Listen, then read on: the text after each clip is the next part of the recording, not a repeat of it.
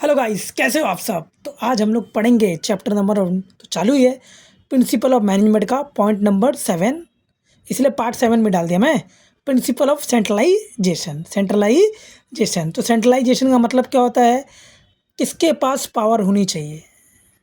मतलब अगर छोटा बिजनेस है तो कैसे पावर होना चाहिए और बड़ा बिजनेस है तो कैसे पावर रखना चाहिए आपको। पावर मतलब अथॉरिटी।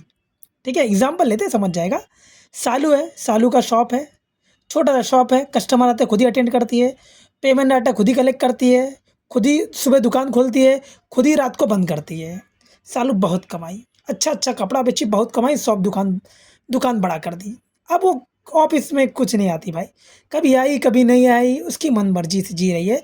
अब उससे दो मैनेजर लगा है, लाला और मैनेजर काला। अब ये दोनों सारा काम संभालते हैं क्योंकि दुकान हो चुकी है बड़ी। तो in some organisation power is one hand. छोटा ऑर्गेनाइजेशन है तो एक ही आदमी सालू संभाल रही है, देखो ना।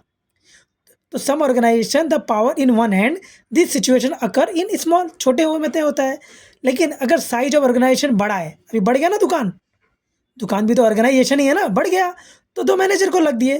तो लार्जर देन डिसेंट्रलाइजेशन, अगर हम लोग किसी और को संभालने के लिए काम देते हैं तो उसको बोलते हैं डिसेंट्रलाइजेशन। तो अगर आपका ऑर्गेनाइजेशन का साइज बड़ा है तो आप डिसेंट्रलाइजेशन करो, पावर ऑफ अथॉरिटी का किसी और को दे दो।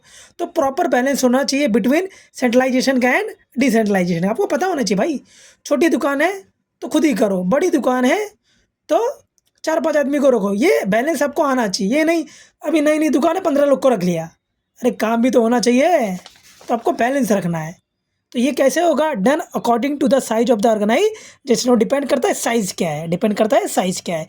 छोटा है तो एक दो में काम हो जाएगा, बड़ा है तो ज़्यादा लोग को रख दो, जैसे कि मैंने एग्जांपल दिया।